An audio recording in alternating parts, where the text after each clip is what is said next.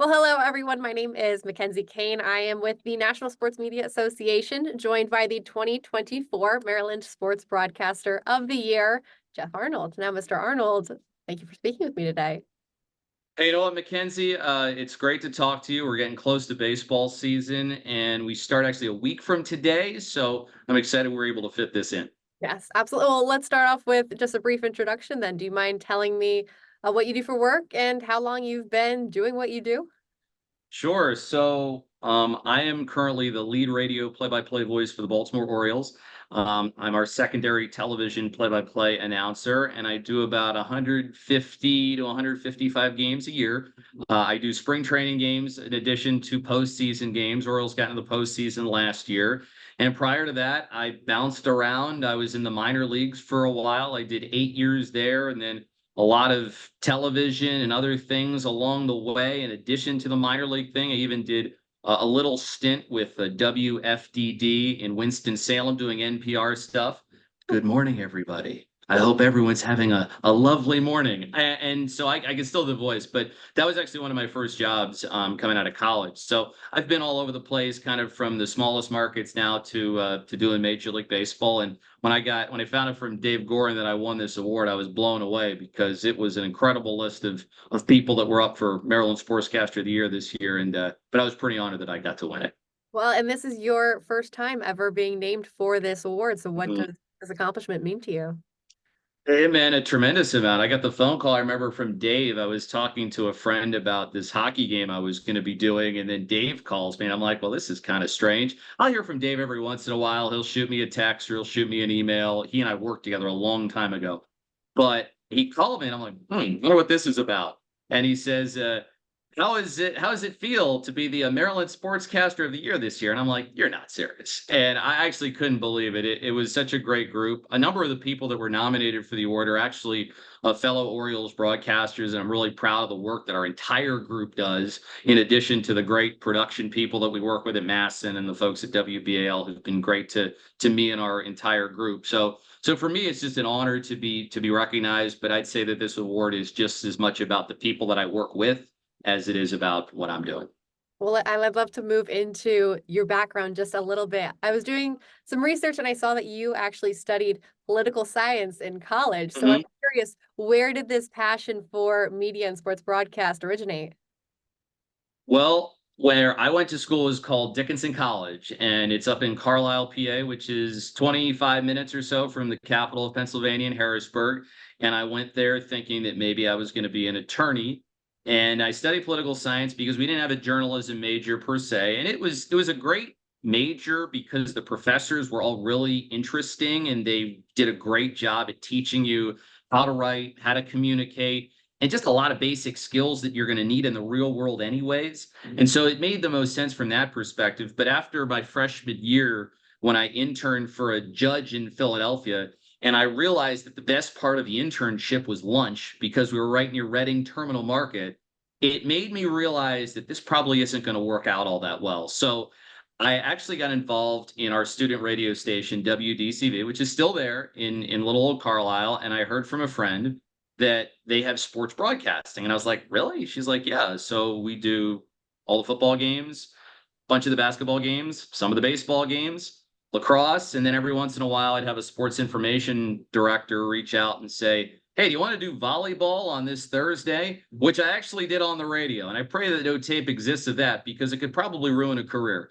But what I did learn was that you could get to do a lot of sports when you're going to a liberal arts school. I'm working with all these kids that are probably, well, classmates, kids now, but that were all probably interested in going into finance or being attorneys or going and working on Capitol Hill or something like that. There was really not a whole lot of people that wanted to broadcast. And so I got to do a lot of games, got a lot of reps. And from outside of college, I kind of got my way into the broadcasting world and then kind of step by step rose up the ladder and then eventually got to where I am. That's fantastic. Well, you're Mhm, just about to enter your fifth season with the Orioles. So I'm mhm. curious, what lessons have you learned through the years that you plan to channel this season? Great question. I would say that number one, when you were with a team for a long time, and I'm not saying that I'm there a while, but like fifth year is kind of a nice little milestone year when you get to 5 or 10 or 15 or whatever. But what I've learned is that over time, people start to understand who you are as a broadcaster, understand who you are as a person, and getting used to a new environment takes time.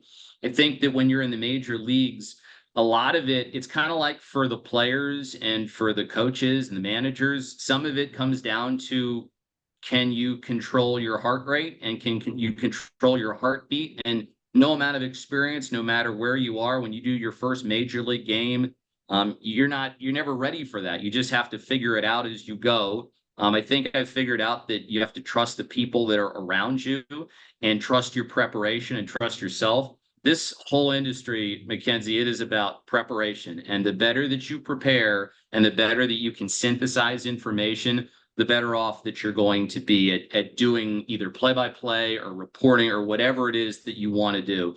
So much of the work is done before you ever get to your site or studio or whatever. And if you can do that, then you should feel confident and trust yourself. And then over time, I think I've learned that as you get to know the players and you get to know the coaches and the storylines and everything, that eventually you're able to have better recall. And so for us, it's as a group interesting. We came in COVID times in 2020. It was weird baseball. There was nobody in the stands. The second year, we lose 110 games, and we had a 14-game losing streak, and I think like an 18 or 19-game losing streak in there. And you're just pulling out every trick in the book that you have. And then we kind of got better the next year. We finished over 500. Last year, the Orioles won 101 games, and this year they very well could be World Series contenders. So it's kind of been an arc where we have grown with the team and the fans have kind of grown with us, and it's nice to be on the other side of it. And it might be just going into year 5, but it's been a pretty wild journey. Well, I'd love to have you expand on what you just mentioned about preparation. Can you walk me through what a typical week looks like for you and what you do to prepare for each game? Yeah, every day is a little bit different. I would say that it kind of starts when I get up in the morning, and I think some of it is work that I want to do on my own, where maybe something is like, okay, I think this guy isn't doing nearly as well. So I'll go on Baseball Reference and I'll look it up, or I'll go on Baseball Savant and look something up. Then I'll read articles that our different writers do. We're really lucky that we have great Orioles beat writers that do a tremendous job, and it's an experienced group. And then we have a younger group that's really talented. So reading some of the stuff that they're into, and then once I get to about 2:30, 3 o'clock, we have time in the clubhouse. It's usually about an hour. So I'll go in there and you'll talk to some different players. And then maybe you go onto the field and you talk to Brandon Hyde and you talk to some of the different coaches. If you have the time to be able to do that, you go upstairs, you fill out your scorebook and you fill out some notes. I'm one of those people that still likes to have it printed out in front of me. So we have a printer in the back, and then I'll take the stuff and put it down in front of me, and then we'll tape our pregame show. And then once we're finished with that, then game time. And it's like you go for 9 innings, you do your post game, and then you go home. TV is a little bit different. It's kind of like you do your 9 innings and then you're done. But yeah, it's like a process that I think you hone over time. I think you figure out what works and what doesn't. Like I'm probably somebody that would be an over preparer. I think my colleagues would probably say, but I think like with preparation, sometimes it is not just about being prepared. It is feeling prepared. And in many ways, I think that's, the little placebo effect there where you just feel good that you have it, even though maybe you don't need it. But you never know what you're going to need when you do a play-by-play broadcast. It might be something small. It might be something big. It might be a good game and you don't really need to use any of it at all. And it might be a 15-2 game. And then you're reaching deep into your saddlebag to try and figure it out. Yeah. Well, you've also had this eclectic group of sports that you've covered in your Mhm. career, both college and professional. But you just listed some of them off. You mentioned volleyball and how you never want that to surface. Well, I got better at it. I eventually did it again later. And I think the first time I did it, I was like a sophomore in college and I had no knowledge of it. And then I eventually did it, I think, like when I was in the minor leagues, and then it got a little bit better. Well, I was also doing some research, and I found that way back when you were actually an umpire for the minor Hmm. league. I'm curious if Yeah. if there was any part of that experience that you believe helped grow your talents in play by play. Another really good question. I got into it when I was in college. I was actually really good at it, and I decided to do it for a year, try it out. So I was in the minor leagues. A lot of guys that I did games for are now major league players. Like I did a game where Blake Snell was pitching, and I also worked with a number of guys that I watch do major league games every day. And so that was cool. I think it taught me a number of things. I think number one, it's perseverance. I think number two, it's not giving up. I think number three, it's mental toughness.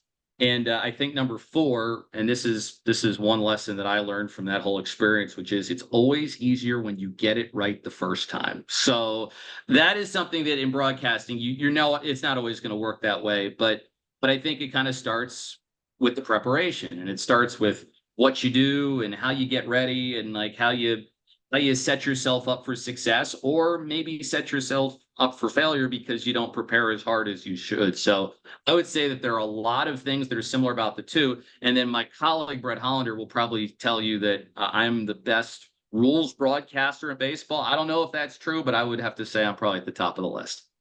Well, I love the confidence. I love hearing that. Well, I guess my last Mhm. question here before I let you go is, how does it feel? How do you feel about opening day being right around the corner? It's going to be awesome. I've never had a year like this. This will be, I think, year 13 or 14 for me doing baseball in some fashion professionally. And when you're coming off an 101 win year, it's very rare. And I think for everybody in Baltimore and Birdland overall, there's a feeling like this team has a chance to win the World Series this year. We have young talent. We have veterans starting pitching now. We got Corbin Burns, who's one of the best pitchers in the game. We added Craig Kimbrell after we lost Felix Bautista last year, who's the best closer in the game. So I think there's a lot of confidence. I also think this team has built that confidence over time, where you feel like going back 2 years ago, you can win tight games against really good teams. It was the same case last year. So there is a sense of how battle tested this Orioles team is. And as long as they stay healthy, who knows how far they can go. Well, Mr. Arnold, I appreciate you taking the time to sit down with me, and congratulations again on the accomplishment on this award. Mackenzie, really good job with the interview. Thanks for taking the time, and hopefully we'll get to meet you in the next few months. Absolutely. Well, I wish you the best of luck this season. Thank you. Have a good one.